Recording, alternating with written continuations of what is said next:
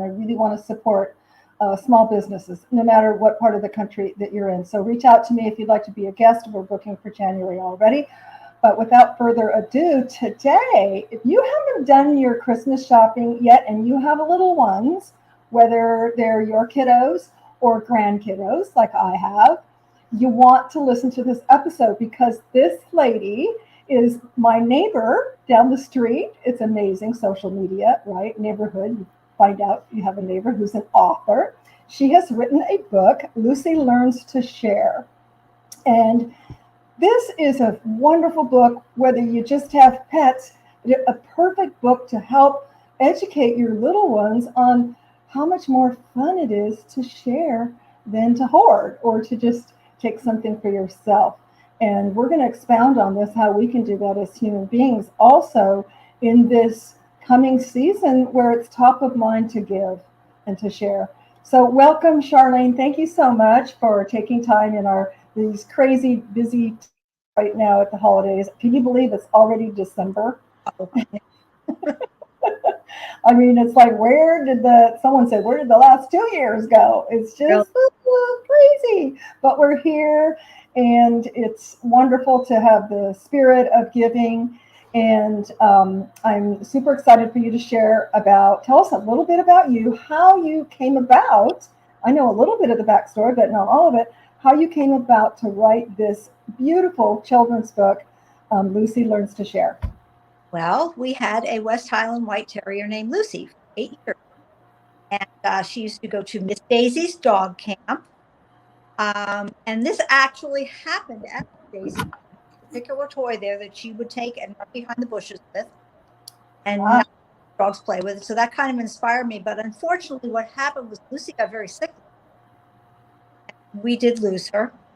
And this became kind of a cathartic effort for me just to write her story and to pay tribute to her. She was only 8 years old. Longer life. She was healthy and happy through most of it, but things happen. What can you do? But this was a way of saying goodbye to her, but immortalizing her. Sharlene, I'm losing. I think when you move, you're probably going away from the microphone for your phone. We had a little, so Sharlene has to do it on her phone. But yeah, when you move, I'm kind of losing a little. So that's beautiful. You know, I think many people anyway out there have a book in them. Everybody, because everybody has a story. Everybody has life happenings, and that's really special, Sharlene, that you started out as a cathartic to kind of keep Lucy's memory and those special moments alive. Right. And I just sent out a couple of letters to a couple of publishers and got a nibble, and here we are. Actually, have it here. Oh, let's see it. Oh, I love it. I love the color. And let's give a shout out to Sarah Gledhill, who did the illustrations. Yeah, the illustrations are adorable. She's actually in London, and we did back and forth by email. I sent her some photos, but I chose her because I like the way she drew dogs. She made them show emotion and drew them with some humor, but they didn't look like cartoon figures. Yes. Yeah. Beautiful that you corroborated. So at one point where you were kind of, writing about this through your journey of healing in the loss of Lucy, at what point did you have that light bulb, like, let me share this, let me put this together in a book and share it with the world? I think, I don't know exactly at what point it came to me to do that, but it just one day just sort of clicked, and I thought, I have nothing to lose, so just like, I love it. You have nothing to lose. So you took action. Yeah. You took action. And, I've met several people in my journey, really just in the last 5 years, who have written books. Some have been self-published. Some have been with publisher. But, I think there's room out there for people to, for someone to share, what are the steps? I had one gal, she's like, I tried for a year. So you're really lucky that you put the nibbles out there and got something back. Publisher. it was a hybrid situation. I made the arrangement with the illustrator. They had some they suggested, and like I said, I looked at different illustrators, and I liked the way Sarah did her drawing. Right. But, yeah, but That's awesome. Yeah, that's awesome. And it's something that you can, that you did at home, right? yeah. That you did at The home. pandemic project. There you go. So see, good things can come from not so good things. Yeah. Which a lot of people have seen, with the whole reinventing yourself and so forth. And so many people, we found with the design entity of our staging company, so many people want help in carving out those special spaces for working at home, whether it's writing a book or doing, what you used to do at an office in a cubicle or an executive desk, doing it from home. So our homes have really become such a sanctuary and really a breeding bed for creativity. And I love that you took your grief, many know, we have 4 dogs at the moment, and we literally have a pet cemetery in our quite large yard.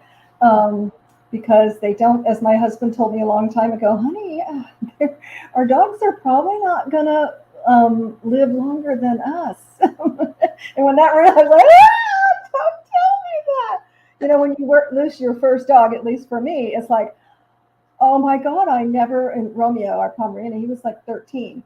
And it just never clicked because I didn't have that in my bailiwick of experience of losing a dog. So I just, it just took me really, really hard. It's almost surprising how hard it hits you. It really is. It really is. Yes. So what was besides the sharing, and that's a really, really cute story. So tell us a little bit about and how that threads in, without giving it totally away, but for parents who, they need some stocking stuffers, gifts, etc., for kids and grandkids.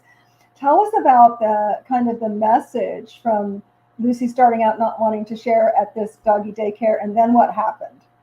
Well, another little dog invited her to play with them between her caretakers at the camp. So she came out from behind the bushes with the little ball and learned that when you throws it and you run and fetch it and you race with your little friend, that's a lot of fun. And the idea here is this is a little dog who didn't want to share. And she's in a somewhat, preschoolish situation. Right.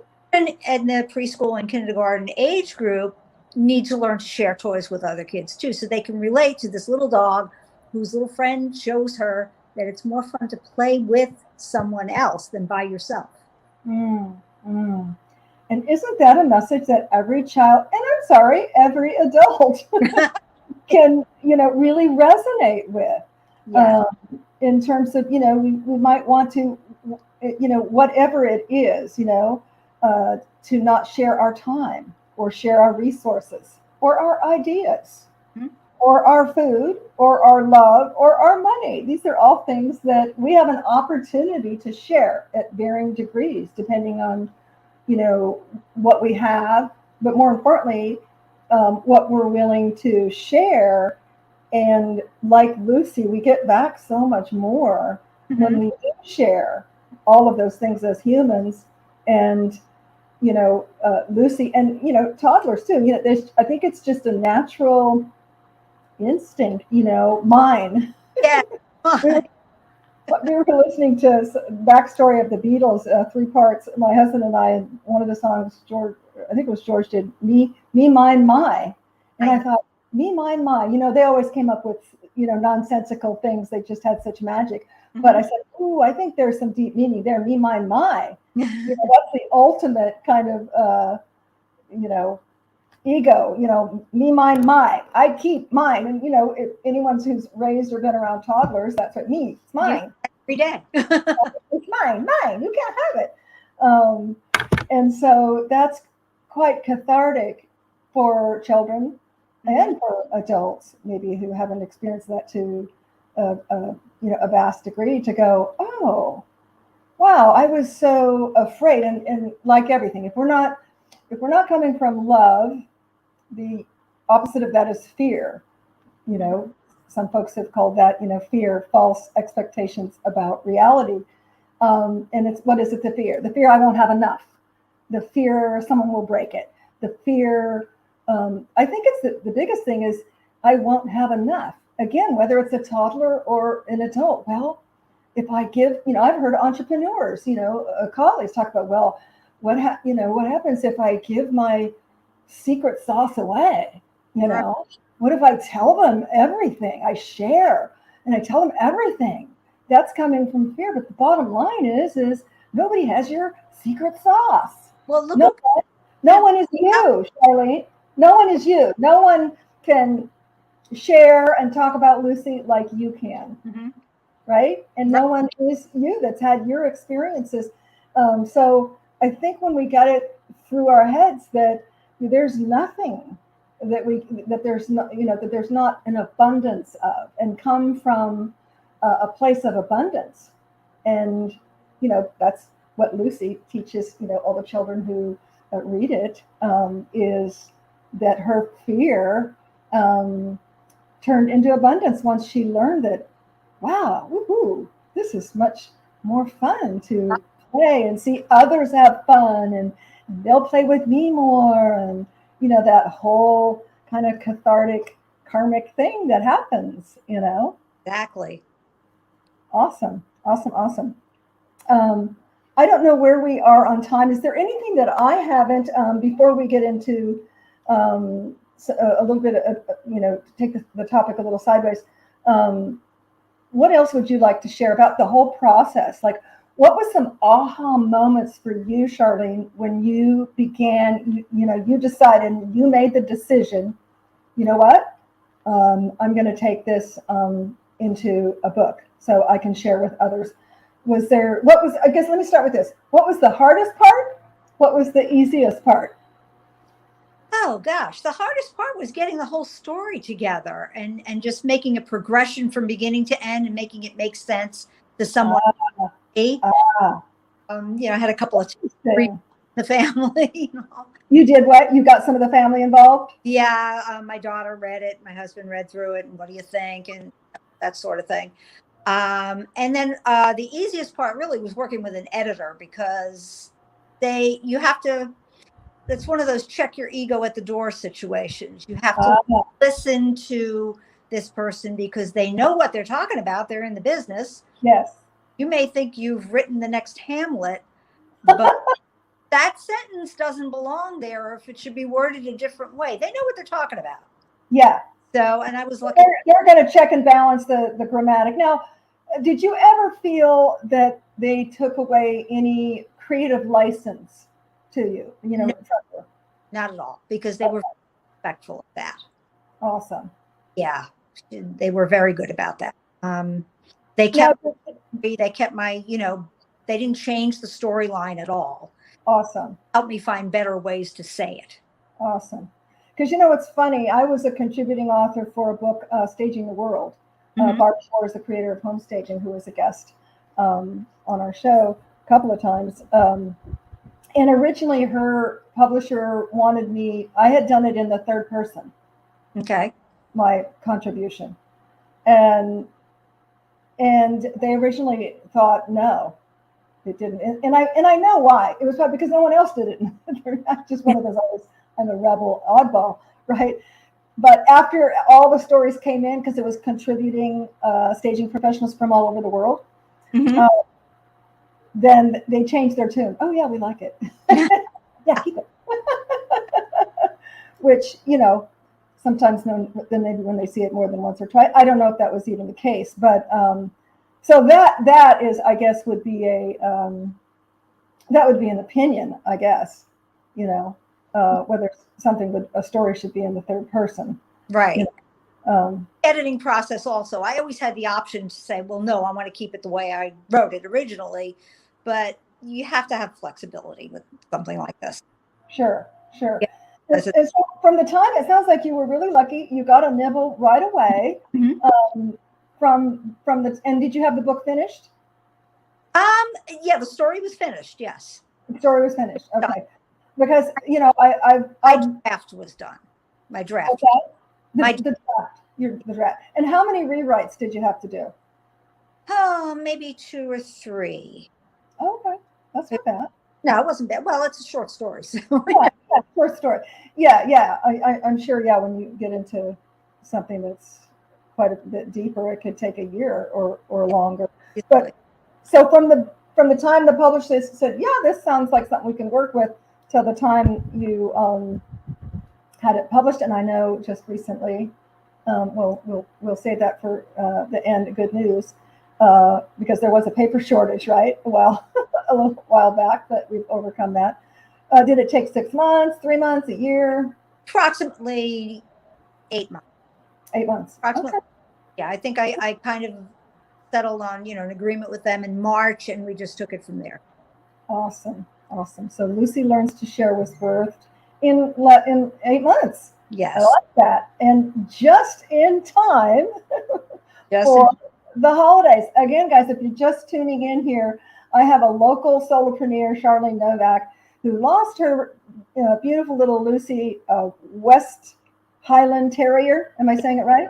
Mm-hmm. And took her grief into a cathartic exercise and ended up writing a book, found a publisher, and it is available on Amazon. We thought when we did this broadcast that we would have to say coming soon, but surprise, surprise, the universe lined up. I think Lucy had something to do with it, perhaps also. What do you think, Sharlene? Yeah? I agree. She was a stubborn little girl. There you go. I knew that.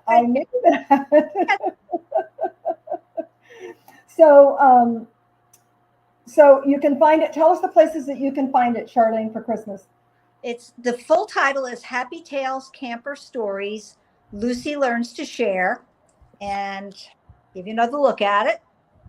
Take a picture of that. Yes. Now, if they just put in Lucy Learns to Share, which is a lot easier, would they find it? I don't know. I haven't tried that. Okay. But Happy Tales Camper Stories, right? Happy Tales, TAILS, Camper Stories. And it is on Amazon.com, BarnesandNoble.com. It is also available through local bookstores. We have a really lovely local bookstore right here in the Woodlands. It is called Village Books, and it is at 9955 Woodlands Parkway by the Walmart. So if you're one of those, you want to touch it, feel it, kind of feel the energy of Lucy Learns to Share, you can go over to the local bookstore. If not, Amazon and Prime, or just a click away. Yeah. And what does this book retail for about? $12.99. $12.99. Okay. Perfect stocking stuffer or gift for your kids or your grandkids. Especially if you have one of those kids in the family that tends to hoard the Lego blocks or the Yes, if you've got a hoarder out there, a little kiddo hoarder, who says, me, my, mine. There you go. Siblings, or even if they don't have siblings. I know, Sharlene, you and I chatted before the show. We're an only child. My husband was an only child. And so all the more it's important for only children really to learn about the art of sharing, because they will come in contact at school, other friends, relatives, etc., even if they don't have siblings. So it's even more difficult, and important to get that through to only children. The sharing concept, which could be foreign to them if they've never been exposed to it. Exactly.